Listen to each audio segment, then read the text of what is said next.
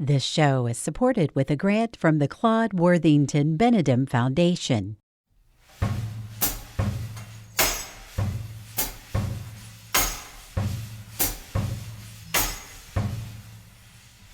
It's a Tuesday afternoon at Gigi's house, and this West Virginia grandmother is doing what she does most days, negotiating peace in her busy household.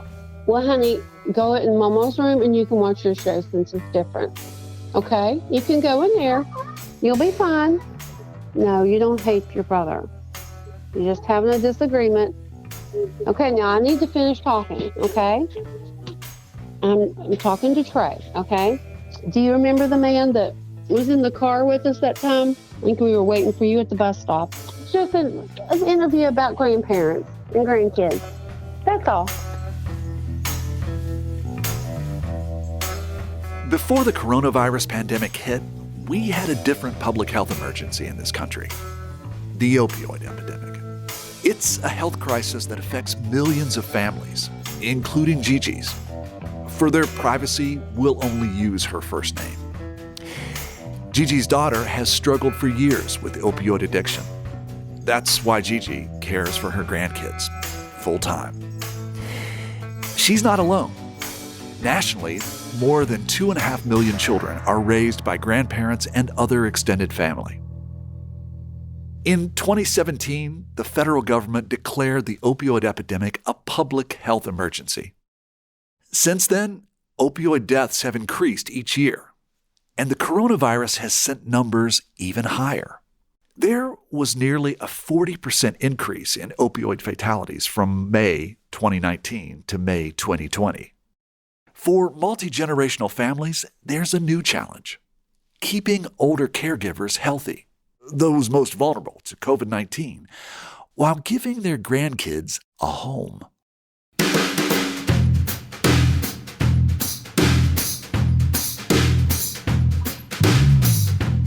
From West Virginia Public Broadcasting and PRX, this is Us and Them. We're the show that tells the stories about the things that divide us. I'm Trey Kay. Families caught up in the opioid crisis can lose a generation.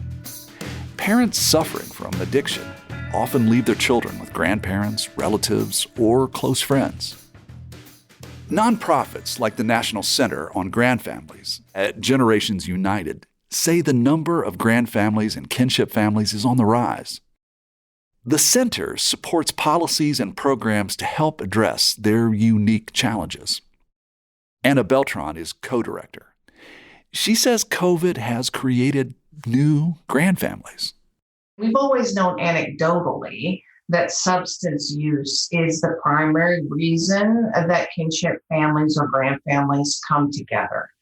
And it's been a number of different epidemics over the years, but substance use has always been the number one.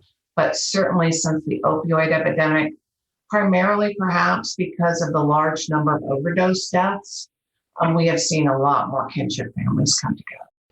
Is this a newer catalyst to the formulation of more grandfamilies? We did a report over the summer on COVID-19 and these families, and we highlight a family in there that came together because the parent, who was a healthy young woman, was an essential worker, was a waitress at a Cracker Barrel, died because of COVID, and now her parents are raising her 3 little boys. So we have lots of stories like that from all over the country. We'll hear more from Anna a little later about COVID's impact on what some call kinship families. Come on. No, you got to put up the tablet, honey. I met Gigi last year. Her 3 grandkids are now 5, 8, and 13. For several years, Gigi's had her grandkids full-time, while her daughter has been in and out of rehab facilities and jail. When Gigi and I talked recently on the phone, she said COVID has created some big changes in her household. One example, she now coordinates virtual learning for her grandkids. Guys, Mama's on the phone. Be careful. Put that down right now. Leave brother alone. Life is as hectic as ever.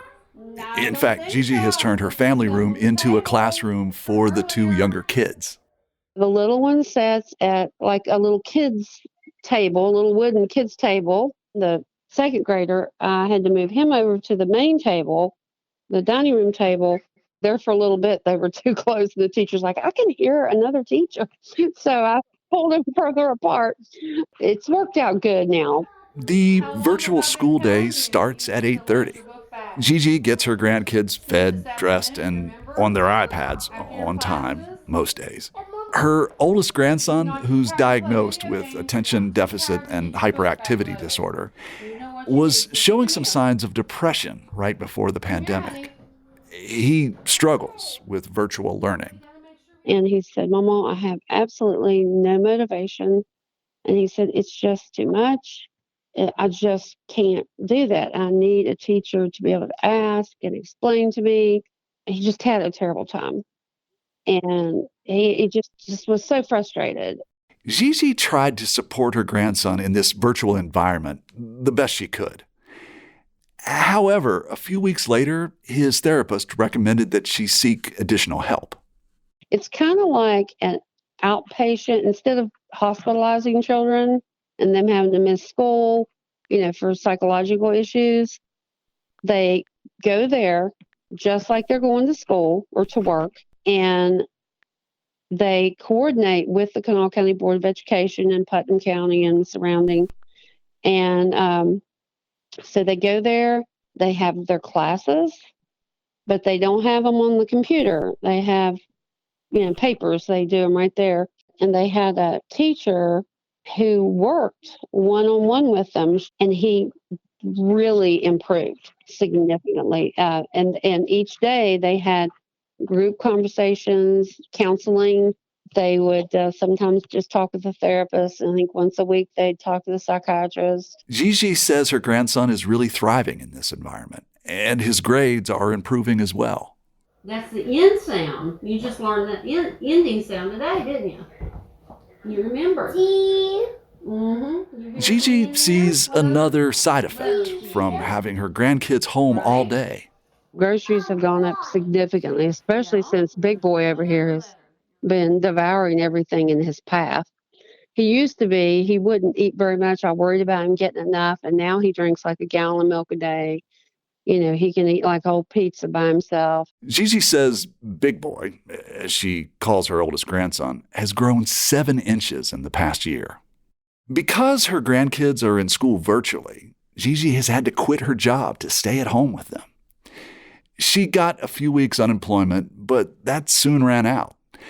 Now she gets benefits that include SNAP or food stamps, and that money has been crucial, especially during the holidays. Since the kids have been out, honey, please be quiet. I'm almost done. The last 3 months they have given, it's part of the pandemic thing, $600 a month, above. And so I've got my $648 or whatever. So yeah, that has helped significantly. I mean, particularly November and December with the holidays and, the kids here. I don't know what I would have done. I mean, I could not have done Christmas without that. I mean, and paid my bills and fed everybody. The struggles Gigi faces are familiar to Bonnie Dunn. She's the creator of West Virginia's Healthy Grandfamilies program.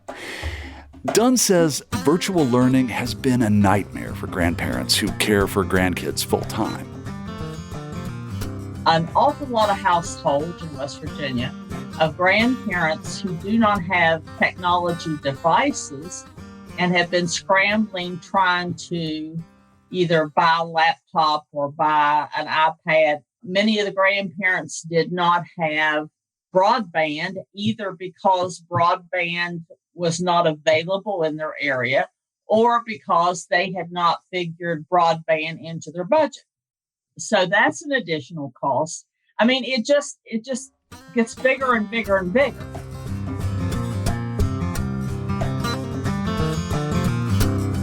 The challenge isn't just about having the right electronic devices for virtual learning.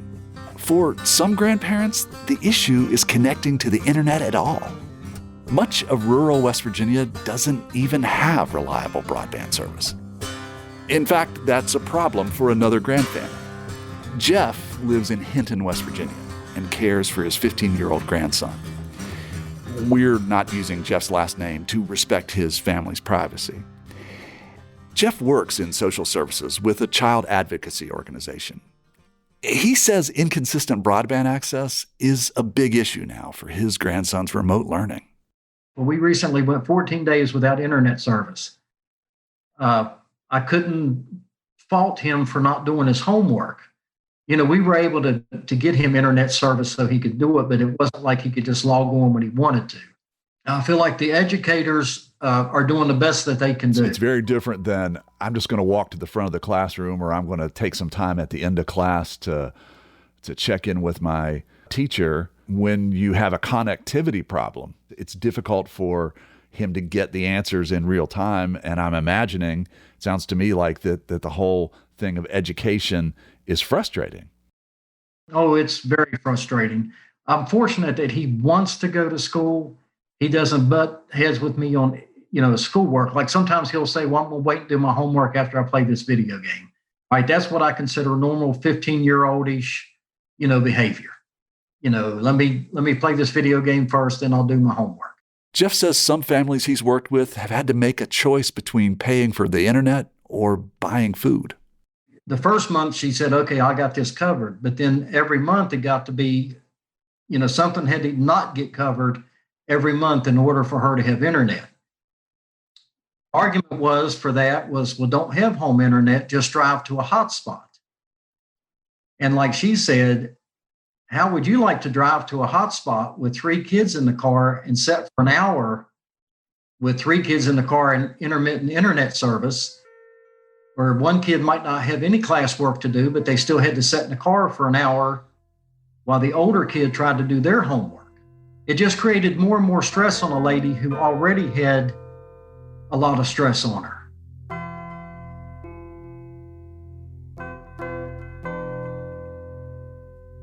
Bonnie Dunn, who created West Virginia's Healthy Grandfamily Support Program, says the COVID-19 pandemic compounds the stresses these families were already facing.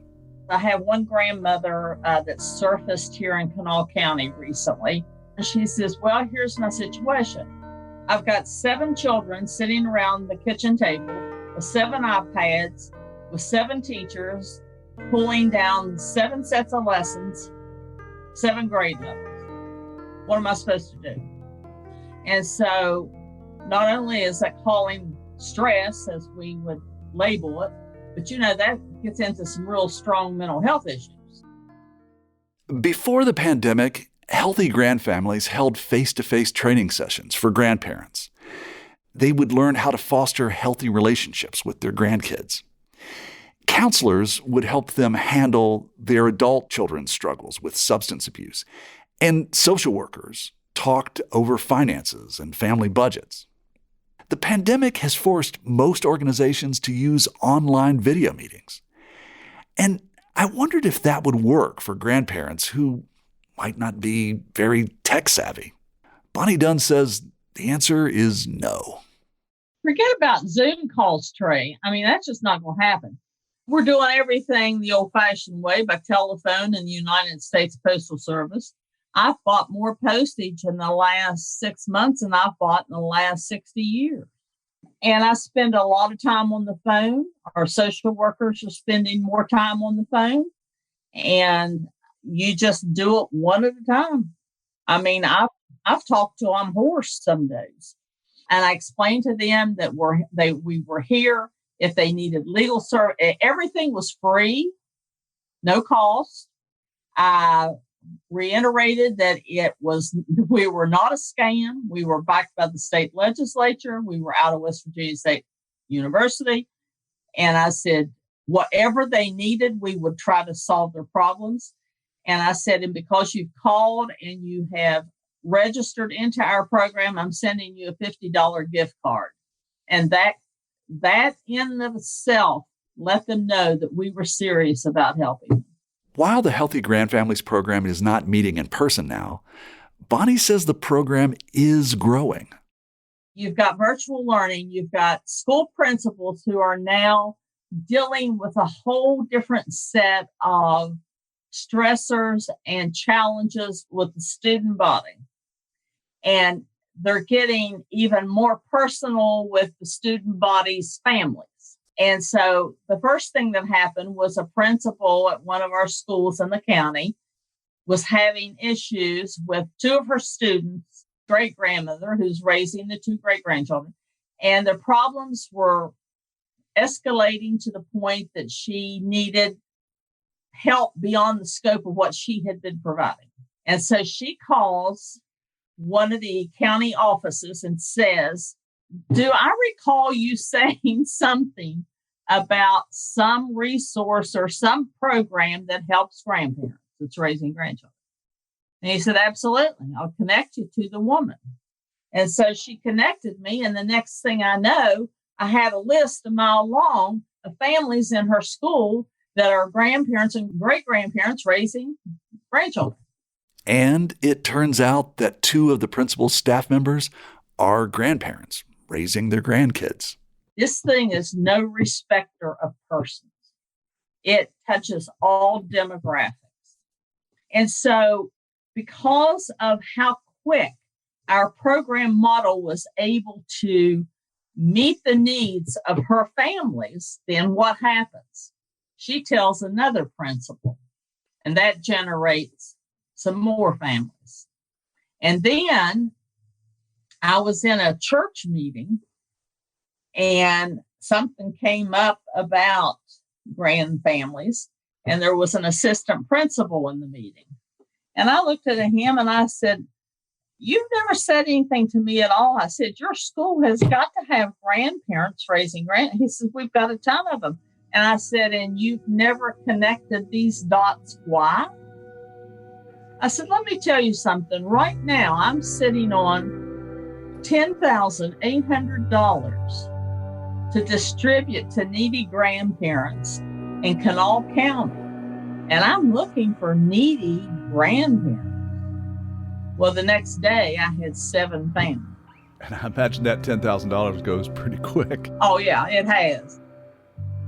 It's tough for Bonnie Dunn to determine how many more grandfamilies there are now than a year ago, or whether there is just more awareness about the program. Healthy grandfamilies used to rely on lots of volunteers, but without face-to-face meetings, the organization's needs are different. Now, paid employees do most of the work. Do you feel overwhelmed? Do you feel like there's enough of you to go around? Oh, no, there's not enough of me to go around. I actually mailed a grant forms yesterday applying for funding to hire a staff member, because right now I'm the full-time person. So I've tried to carry that load as much as I can for right now. But no, I've got to get more staff in because it has been overwhelming.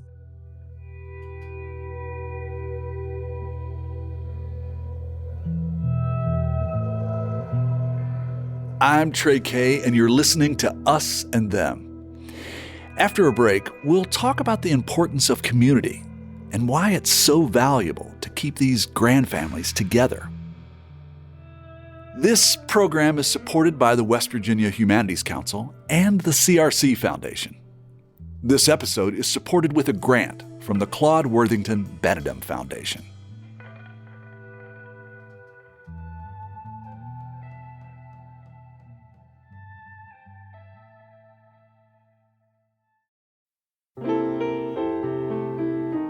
In difficult times, music gives us peace, brings us together, and helps heal us.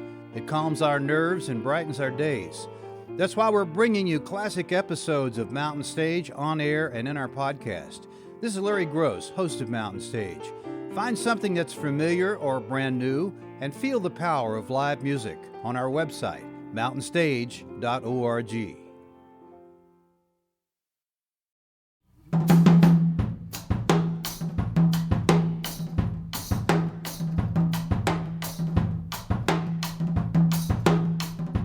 Hey, it's Trey, and this is Us and Them from West Virginia Public Broadcasting and PRX.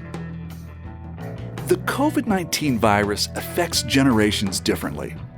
Those most vulnerable to the disease are older people. That can become complicated when people in their 60s, 70s, and 80s are full-time caretakers for their grandkids. Recent census data show that almost half of grandparents responsible for their grandkids are 60 and up. A quarter of those grandparents have a disability. Both factors make them extremely vulnerable to COVID-19. So, how can grandfamilies stay safe? Anna Beltran works with the National Center on Grandfamilies, and I asked her how they are navigating this. Our grandparents, the ones who are raising grandchildren, are, changing diapers, making dinner, helping with homework. They can't wave through windows, right? It's really challenging for them to navigate it all, and there are special service issues that need to be addressed, like food delivery or food purchasing. Say you can afford as a grandparent to go to the grocery store and buy the food you need. Well, there were those special hours, and some places still have them, right, for age 65 plus, where you can go in the morning and go shopping. But you're not allowed to bring guests. So if your grandma raising a 3-year-old, you can't leave the 3-year-old at home, but you can't bring her to the grocery store. The Census Bureau data that you've gathered at Generations United says that 56% of grandparents raising their grandkids are in the labor force. I mean, how has COVID impacted these grandparents? Well, first of all, some of them are essential workers, right? So how do they do that? And the child care concerns are huge in that realm, and the health care concerns. Then some of them are like me, desk jockeys working out of their home and trying to navigate their grandchildren's homework while they're online as well. But of course, what's different with our grandfamilies is that unlike parents, they don't have an automatic legal right to the rights and responsibilities over that child. So accessing services for that child can be challenging if they haven't gotten some kind of legal relationship to that child. And then there's also the factor that, unlike parents, they haven't planned to raise these children. So these children come to them suddenly and without planning and without a legal relationship. So there are all kinds of hurdles that make their challenges distinct from parent-headed families.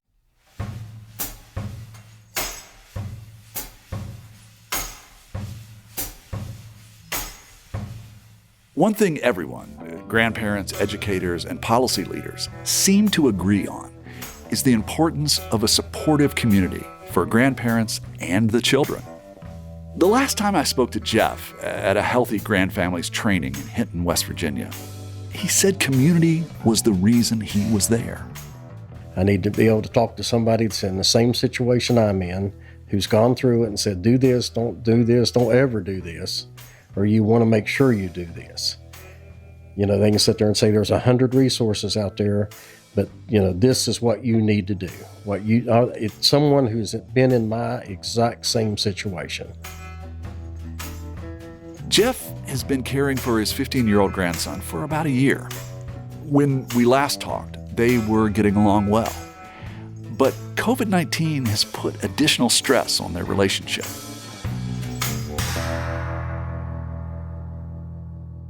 He came to me on December 7th, went in, straight into a different school.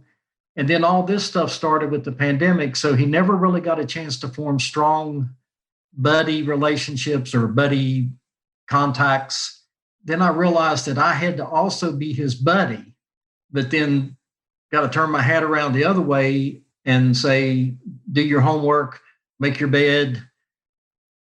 I still had to be the boss and buddy. And sometimes that's rough. He's got the normal, 15-year-old boy stuff. He wants to drive, he wants to hang out with the guys, he wants to date. But right now, that's almost impossible to do.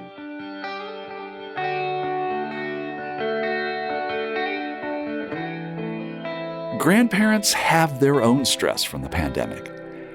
But at the same time, they want to be there for their grandkids during an unprecedented and scary time.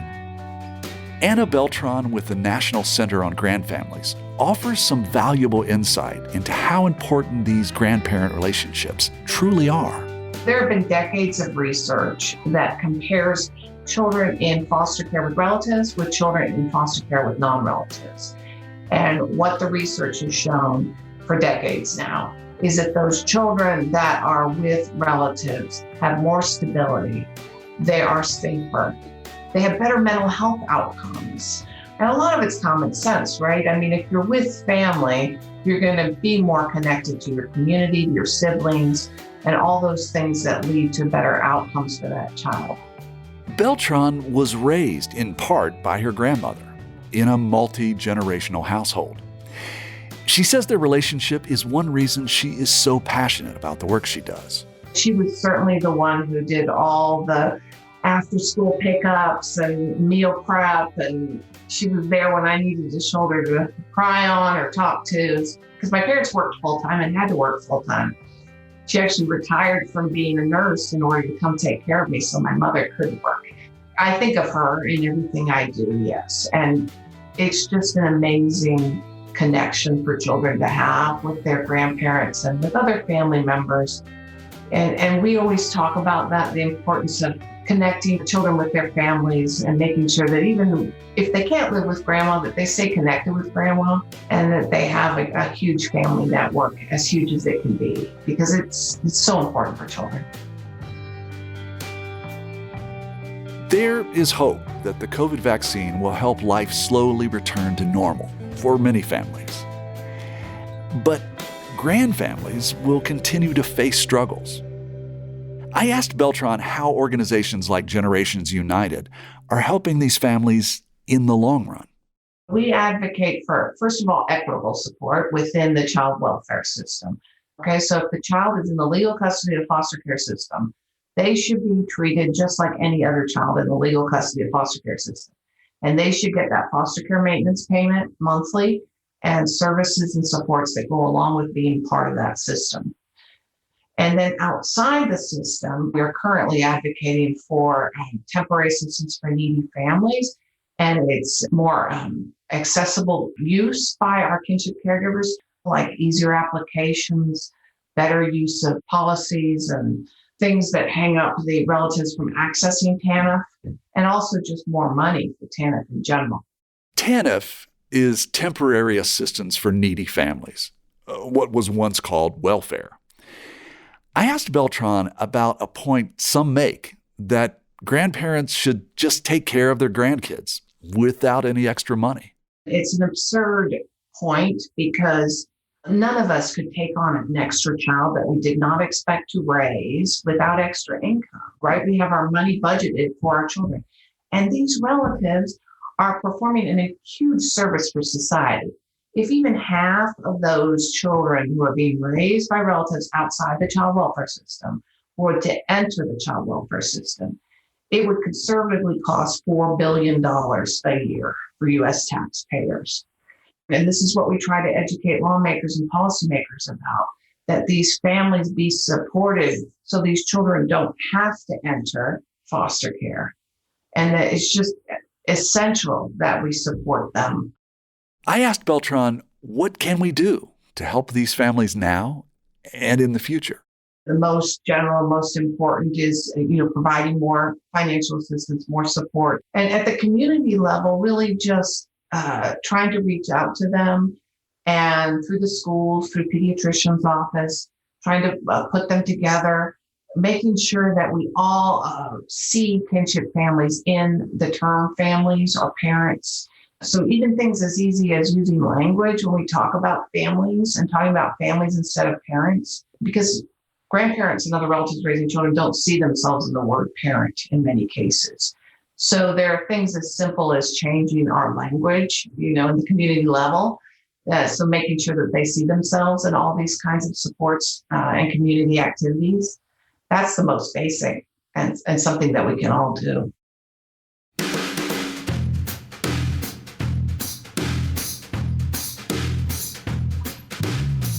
You've been listening to Us and Them. Our team for the show was me, Trey Kay, Samantha Gatzik, and Kate Smith. Special thanks to Stephanie Sproul from the Children's Defense Fund and Kim Rhodes, Behavioral Specialist for Monroe County Schools in West Virginia. Michael Lipton and Tristam Lozow wrote and performed the Us and Them show music. Mark Lerner designed our logo.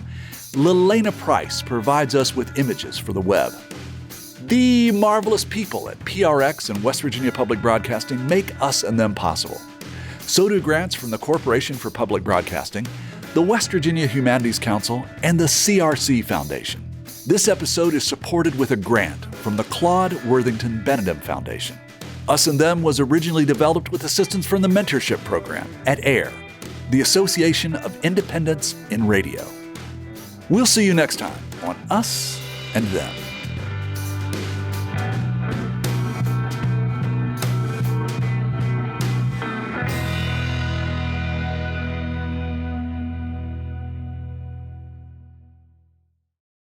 Support for this podcast comes from the Corporation for Public Broadcasting.